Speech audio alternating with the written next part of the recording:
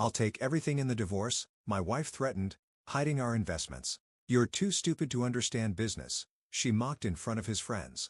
I stayed silent. 48 hours later, her lawyer was frantically calling me. My wife of 8 years and I are getting divorced. Last month, she told me she needed space and wasn't fulfilled in our marriage anymore. Fine. These things happen. I was hurt but willing to handle it like adults. Then I discovered she'd been slowly moving our investments into accounts I didn't have access to. Small amounts at first, then larger transfers right before she dropped the divorce bomb. When I confronted her about it last Saturday, her reaction still makes my blood boil. I'll take everything in the divorce, she smirked. The house, the cars, or savings. My lawyer says I have a strong case. I stayed calm. Ask her why she thought that. Because you've always been financially illiterate, she said. I've been managing everything while you played video games and watched sports. What judge wouldn't side with me? I just nodded, said we'd see how things played out. Fast forward to yesterday. We were at dinner with our friends, the gathering she insisted on having despite the separation, probably to save face. Everyone was uncomfortable. 3 drinks in, my wife started mocking me openly. He doesn't even know what assets we have, she laughed. You're too stupid to understand business. That's why I handle everything. Our friends looked mortified. I just smiled, excused myself, and texted my brother to pick me up. Left without saying goodbye. What my wife doesn't know is that before we got married, I worked in financial forensics for 5 years. I literally helped track hidden assets in high-profile divorce cases before switching to software development. I never discussed my previous career much because it wasn't relevant to our daily lives.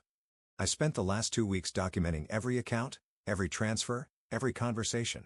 I hired my old boss as my attorney, one of the top divorce lawyers in the state. I've captured screenshots of her moving money, recorded her admissions, and tracked down the offshore account she thought I'd never find. This morning, her lawyer called mine, frantically asking for an emergency meeting. Apparently, they just discovered my employment history and realized what they're up against. I'm sitting in my car outside my attorney's office right now, watching my phone blow up with text from my wife. The latest one, we need to talk ASAP. I think there's been a misunderstanding. No, there's been no misunderstanding. She showed me exactly who she is, and I believed her. Now she's about to learn that sometimes the stupid spouse isn't so stupid after all. I'll update after the meeting. Edit. Holy crap. This blew up overnight.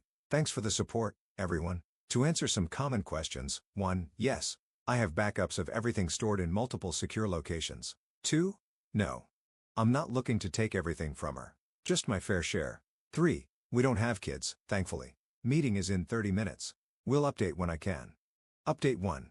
First, thanks everyone for the overwhelming support. Didn't expect my post to blow up like that. The past 48 hours have been absolute chaos, but I promised an update, so here it is. The meeting with the lawyers was something else. I arrived early and waited in my attorney's office.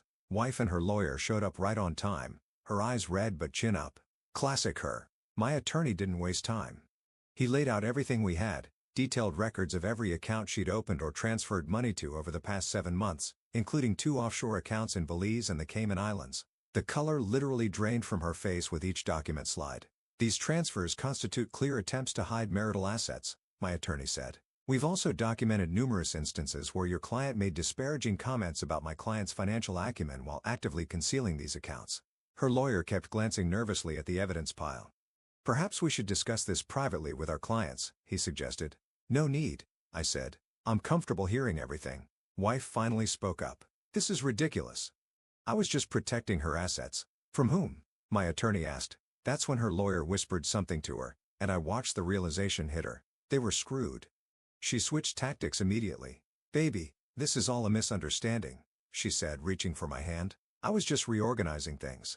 I pull my hand back. The judge will find that interesting, especially with the recordings. What recordings? Her lawyer asked sharply. My attorney smiled. My client has audio recordings of your client explicitly stating her intention to hide assets, mocking him for being too stupid to find them, and detailing her plan to take everything in the divorce. Her lawyer looked like he'd swallowed something sour. We'll need to verify the legality of these recordings. Single-party consent state, my attorney replied, completely admissible. The meeting ended with her lawyer asking for time to reassess their position. As we were leaving, wife grabbed my arm in the hallway. Why are you doing this? She hissed. You're supposed to be the nice one to push over. I just looked at her. That's your first mistake. You never really knew me at all.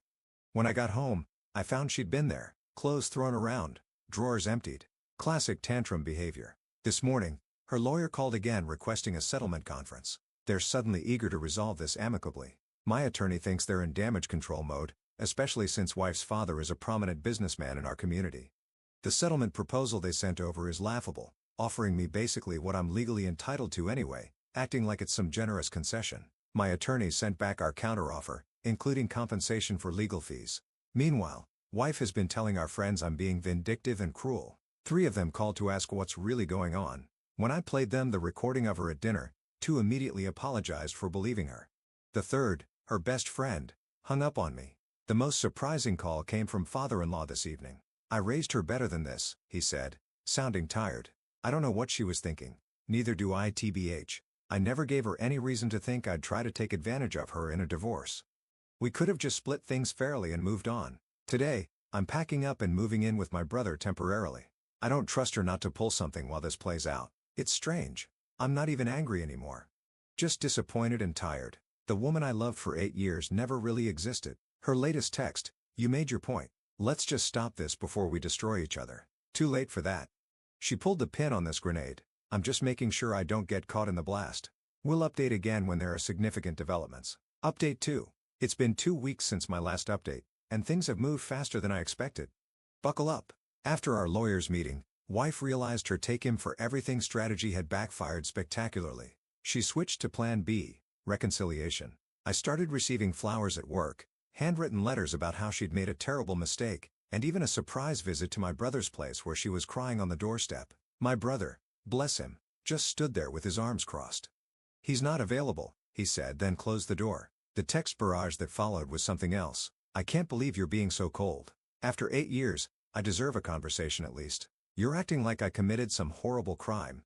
I didn't respond, just forwarded everything to my attorney. Meanwhile, the financial investigation kept uncovering more layers. Turns out wife had been planning this for longer than I thought. Almost a year of methodical transfers, account setups, and consultations with financial advisors about protecting assets from a spouse. One of those advisors actually reached out to my lawyer with documentation after he realized what she was trying to do. The real bombshell dropped 3 days ago. My attorney called with news. "Your wife's lawyer just withdrew from representing her. Apparently, she lied to her own attorney about several accounts. When he discovered this, after our settlement talk stalled, he couldn't continue representing her without being party to fraud." This sent her into a tailspin. She showed up at my workplace, creating such a scene that security had to escort her out. Last night, I got a call from her sister, who I've always been cool with. "I'm so sorry," she said. "I had no idea she was doing this." According to her sister, wife had been bragging to their family about how she was securing her future and how I was too trusting to question her. The most surreal part? Wife's new lawyer, yes, she found someone else, called mine, claiming I had coerced her into making those recordings by manipulating her emotions. My attorney actually laughed. "So your client was manipulated into admitting she was hiding assets by the man she described as too stupid to find them?" Interesting theory. The settlement conference is scheduled for tomorrow. My attorney says given everything that's come to light, we're in an extremely strong position. Father-in-law called again today. He sounded defeated. "She's always been stubborn," he said. "When she realized what you used to do for a living, well, I've never seen her so angry. She feels like you tricked her by not discussing a previous job?" I asked. "By letting her underestimate you," he replied. "Pride was always her downfall. I've started therapy to deal with all this." The therapist asked what I missed most about my marriage. The answer surprised me. Not my wife, not our life together, but the person I thought she was. That person never existed. Tomorrow is going to be tough. I'll update after the settlement conference. Final update. It's been a month since the settlement conference, and I can finally say this chapter of my life is closing. Here's how everything played out. The settlement conference was scheduled for 9 a.m. I arrived early feeling surprisingly calm. At 8:55, my attorney got a call. Wife was running late. By 9:30, her new lawyer arrived alone, looking uncomfortable. "My client is indisposed," he explained vaguely. We later found out she'd had some sort of meltdown that morning and refused to attend. Rescheduled for the following week. During that week, something shifted. Maybe reality finally sank in, or maybe her parents intervened. When we reconvened, wife was a different person. Subdued, almost shell-shocked. She barely spoke, just nodded as her lawyer presented their revised settlement offer. The terms were fair. Better than fair, actually. A clean 50-50 split of our legitimate marital assets with her returning all the hidden funds to be divided properly. I would keep my retirement accounts intact. She would keep the house with an equalization payment to me, and we'd each take our own vehicles. She also agreed to cover 70% of my legal fees. As we were signing the preliminary documents, she finally spoke directly to me. "I don't understand why you didn't fight back sooner," she said quietly. "All those times I made decisions without you or talked over you with our friends, you just took it. I respected you. I thought we were partners making joint decisions. I never saw it as letting you do anything." She looked away. "My dad always said I was too controlling. I thought he was being sexist." "Sometimes it's not about gender," I replied. "It's just about respect." After the papers were signed, her lawyer left quickly. Wife lingered, seeming lost. "For what it's worth," she said finally, "I didn't start hiding money because I stopped loving you. I started because I was scared of ending up with nothing." "So you decided to do the destroying first?" I asked. She had no answer for that. Father-in-law was waiting in the lobby. He gave me a firm handshake. "You handled this with more grace than she deserved," he said. "I want you to know we don't blame you." "I don't blame her either," I replied. "Not anymore." And that was mostly true. The anger had burned out, leaving just a hollow sadness for what could have been. The divorce was finalized last week, record speed, thanks to our agreement. I moved into a new apartment, started reconnecting with friends I'd lost touch with, and even joined a hiking group. My therapist says I'm processing things in a healthy way. The financial aftermath was significant but not devastating. I recovered most of what was rightfully mine. The offshore accounts have been closed. The hidden funds returned and divided. My credit took a hit, but it's improving. The social fallout has been mixed. Some friends chose sides, mostly hers. Others have tried to stay neutral. Her family, surprisingly, has maintained contact. Her sister texts occasionally to check on me, and father-in-law invited me to golf next month, saying divorce ends marriages, not all relationships. As for my ex-wife, I heard she's selling a house and moving to another state, possibly to work for a cousin's business. Yesterday, I received a handwritten letter from her.